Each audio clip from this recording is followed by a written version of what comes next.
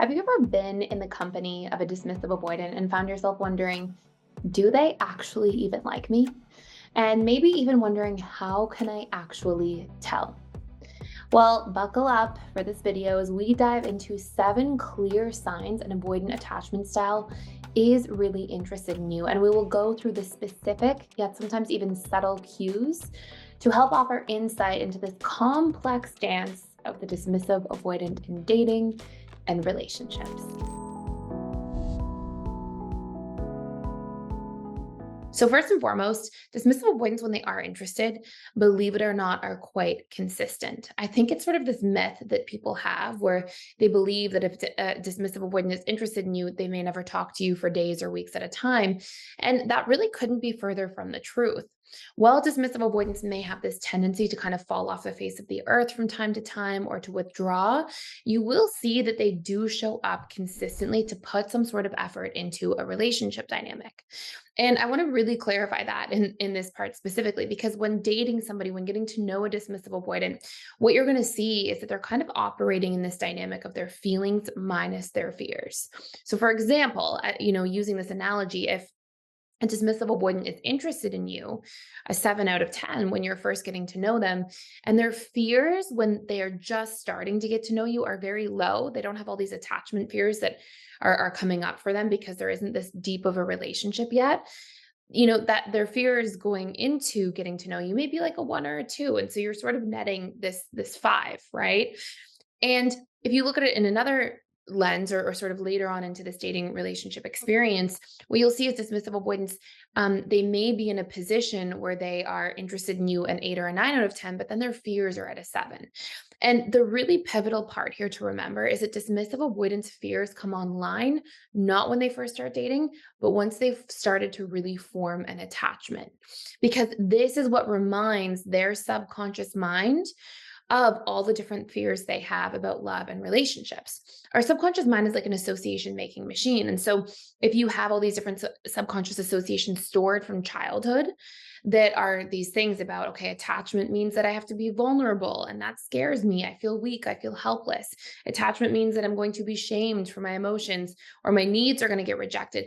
Then all these painful subconscious stored associations will be there. But when a dismissive avoidant as an adult starts dating somebody, those things don't immediately come online. Again, they come online when somebody's really started to make that attachment and once they start to feel vulnerable accordingly. So in those early stages, you'll actually see a DA be quite consistent. It's usually in that later stage after the attachment is formed that you will actually see the avoidant behavior start to come online. Number 2, another really important thing is that dismissive avoidants will make an effort when needs are communicated clearly and directly. A big piece of where I think people go wrong in DA relationship dynamics is that they expect a dismissive avoidant to understand their needs. They think, okay, if somebody loves me, they should just know what I need. And again, this couldn't be further from the truth. It's not people's job really to understand what we need all the time and to mind read. It's our job to articulate it. And once we've articulated it, then we want to see that person show up and do the work and put the effort in. And I think that's something that's really important to remember is that dismissive avoidance, they were modeled their whole upbringing in childhood to see everybody be hyper independent. Everybody takes care of their own needs, goes their own way. And so it's a new way of being for a DA to start realizing that, okay, we're supposed to exchange our needs. We're supposed to communicate our needs to one another and meet and receive them accordingly. And so, what you have to remember is that because of this, when needs are not being communicated clearly and directly, more often than not, a dismissive avoidant won't even realize that you have them. And so, it's really important that if you're dating a DA, you practice communicating your needs clearly and directly. Number 3, you will see a lot of effort. Again, these pieces of effort come in almost like when the DA knows what to do, but when needs are communicated in the positive. There is a huge difference, and this difference lands even more so with a DA than any other attachment style. There's a huge difference between saying something like, you never do the dishes, versus, hey, I could use some support. Will you take a turn doing the dishes? When you communicate in real time, you communicate in the positive. So in terms of what you actually need, rather than in the negative, the reactive form, like, oh, here's what you didn't do. Here's what you did wrong. This is where a DA is most likely to be most responsive. And what you'll see is if a DA is interested in you, they will actually show up and listen to your needs when they're clear, specific, direct, and communicated in the positive. Okay. So far we've got number one, consistent. Number two, you'll see effort to meet your needs when they're communicated clearly and directly. Number three, when they're communicated in the positive. Number four, they will text you back. They may text you back not as quickly, okay, than other attachment styles. But when I mean not as quickly, I mean like by the end of the day, is a good general rule. And I would say they're going to text back 95% of the time. I think another myth we have, and this is part of why I'm making this video, is people think, oh, they don't text me for 4 days and they're DA, so that must be why. A dismissive avoidant, if they're interested, they'll still text you back. They may be longer to respond than other attachment styles as a general rule or on average. But you're usually going to see at worst, let's say you send them an evening text, they text you back by the next morning. If they're interested, they will text back. These gaps in communication shouldn't be, 4 days at a time, 5 days at a time. They should be within this sort of short 24-hour period at most. And there should be this element again of that communication that is there. Our next one, they will open up, but it will be in smaller ways. So dismissive avoidants will still communicate their interest. I think it's this other kind of idea that we have thinking, no, they won't communicate when they're interested. So number 5 point here is that they'll say things like, I enjoy spending time with you, right? They'll say something like that rather than like, hey, I miss you. So they'll communicate and share their interests. It'll just be in these more subtle forms that are less vulnerable through the way in which they're communicating. Okay. So again, notice the difference between I enjoy spending time with you versus I miss you, right? One's a little more vulnerable, but both are still communicating interest. I just want to jump in here and let you know that we are doing a 14-day free trial to the All Access Membership Pass at PDS, which means you get access to literally everything inside of the school. And this includes the 4 live webinars I do with our students every single week. And on top of that, you get access to all of our different courses. We have over 55 different courses on relationships, communication, boundaries, emotional mastery, guilt and shame, learning your needs, so many different facets that are really important to master our lives and feel really good about our lives going forward. And last but not least, there's a daily community event. We have trained facilitators and coaches who are in there doing that work, showing up to support you on your journey every single day. Please join me on the other side. Come check it out. See if it's a fit for you. I'd love to see you there. Go ahead and sign up by clicking the link in the description box below. Number 6, they will let you know that they actually need space.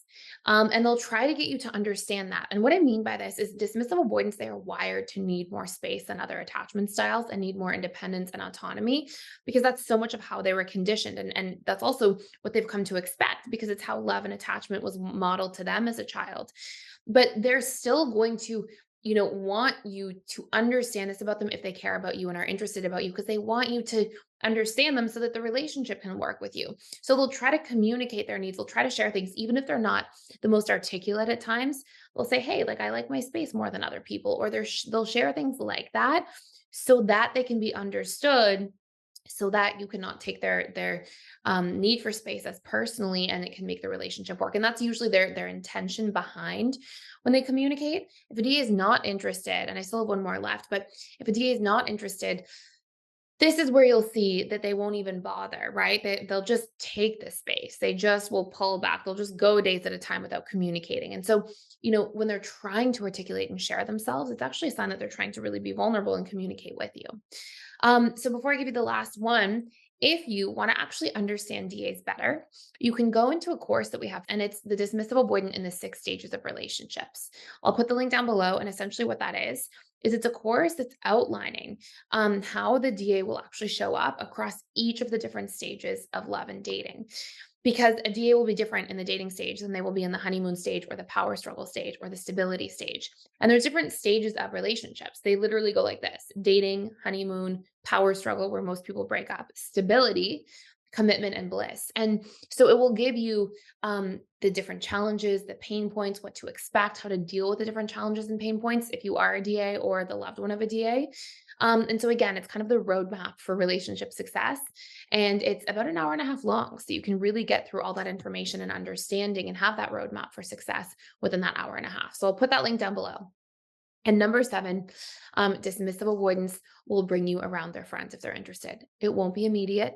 It won't be all their friends all the time, but they will bring you around people that they care about. And it may just be 1 or 2 people, but they'll actually let you into their life. The way I would see this again is like, if you look at a fearful avoidant or you look at an anxious preoccupied, they'll bring you around everybody all the time and, more immediately. But a dismissive avoidant will bring you around people, slowly but surely. And similar to how we talked about how somebody might say, "Oh, I enjoy spending time with you," versus "I really miss you." It's almost like that same analogy. They'll still do it. It'll just be less. It'll be more subtle. So it'll be one friend here or there that you'll meet, but it will be slowly over time, and there will be this element of consistency. So really important things to keep in mind. Hopefully, this gave you some clarity between is someone's just dismissive avoidant versus they may not be that interested. And thank you for stopping by and watching. If you are enjoying this channel, please like, share, and subscribe.